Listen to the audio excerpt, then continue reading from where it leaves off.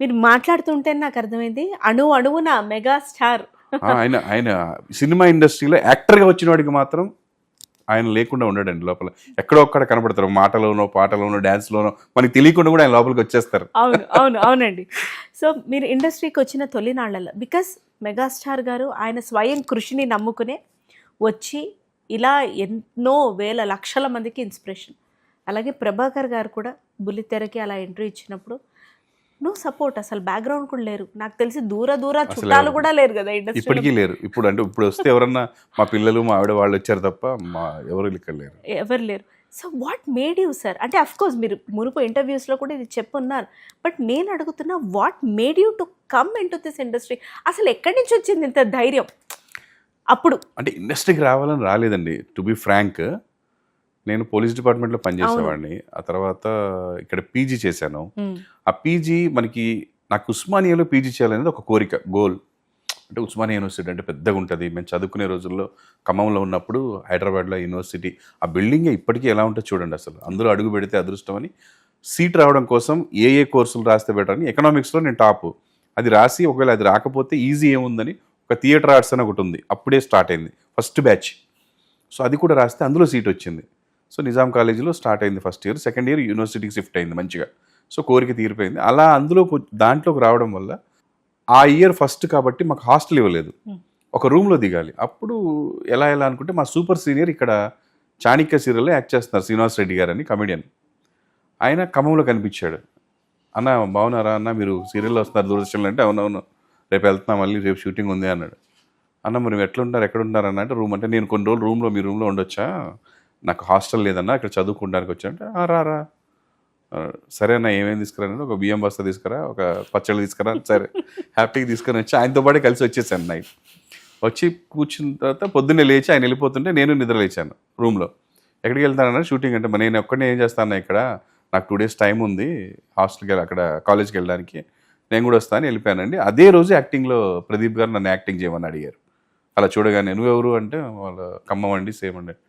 అలా యాక్టింగ్లోకి వచ్చాను తప్ప అసలు ఎటువంటి ఉద్దేశం లేదు. ఆ కోర్సులో జాయిన్ అయింది కూడా యాక్టింగ్ కోసం కాదు, కేవలం ఇక్కడ యూనివర్సిటీలో ఏదో కోర్స్ చేసినట్టు ఉండాలని. ఎందుకంటే నేను డిపార్ట్మెంట్లో నెక్స్ట్ ఎస్ఐ రిటర్న్ టెస్ట్ రాయాలి, అలా వెళ్ళాలి, ఆ కోరికలు ఉండేవి మాకు. నా ఫ్రెండ్ కూడా ఆల్రెడీ మిలిటరీలో అప్పటికే జాయిన్ అయిపోయాడు, నాకు క్లోజ్ ఫ్రెండ్. సో అలా ఉండేది. సో అలా డైవర్ట్ అయ్యి ఆ రోజు నుంచి ఈ రోజు వరకు యాక్ట్ చేస్తూనే ఉన్నాను, గ్యాప్ రాలేదు ఎక్కడ. సో విధి అలా రాసి పెట్టింది కాబట్టి. ఉస్మానియాకి వెళ్ళాల్సిన మీరు యూనివర్సిటీలో చదువుకొని చేసి అలా రావటం, థియేటర్ అనుకుంటే ఇండస్ట్రీకి వచ్చాను. ఇండస్ట్రీ పెద్ద సంస్థానం ఇది కూడా. సో మీ ఫ్యామిలీలో భలే వచ్చారు సార్ అందరు ఆర్టిస్ట్. సార్ నాకు ఒకటి అర్థం కాదు, పిల్లలు పోనీ తండ్రి వారసత్వంగా వచ్చారంటే మీనింగ్ ఉంది, వైఫ్ కూడా ఫుల్ ఫ్లెష్డ్ గా చేసేస్తున్నారు సార్. మళ్ళీ అది ఒక వండర్ అండి. మా వైఫ్కి ఇప్పటికీ యాక్టింగ్ రాదు నిజానికి, అయ్యో దాని లక్కు వచ్చేస్తున్న వేసాలు. ఎందుకంటే నా ప్రొఫెషన్ని అత్యంత హేట్ చేసే వ్యక్తి ఎవరు అంటే నా వైఫ్. అది ఎప్పుడంటే నా పెళ్ళైన కొత్తల్లో 99లో మా పెళ్ళయింది. ఒక 2005 వరకు నరకం కనపడింది నాకు. ఒక 6-7 years దానికి యాక్టింగ్ అంటే ఇది నిజం కాదు, అబద్ధం అని చెప్పాలంటే అంత ఇన్నోసెంట్ అనమాట నా వైఫ్. ఆమె కంప్యూటర్ ఇంజనీరింగ్ చేసినా కూడా ఆమె పెరిగిన వాతావరణం భద్రాచలము, ఖమ్మము ఆ లొకాలిటీ కాబట్టి అంత ఇది లేదనమాట. అక్కడ ముద్దు పెట్టుకునే సీన్ వస్తే నిజంగా పెట్టుకోరు యాక్టింగ్, లేకపోతే శోభనం సీన్ ఉంటే యాక్టింగ్, ఇది తెలియదు అనమాట. టెన్షన్ అయిపోయి ఇబ్బంది అయ్యేది.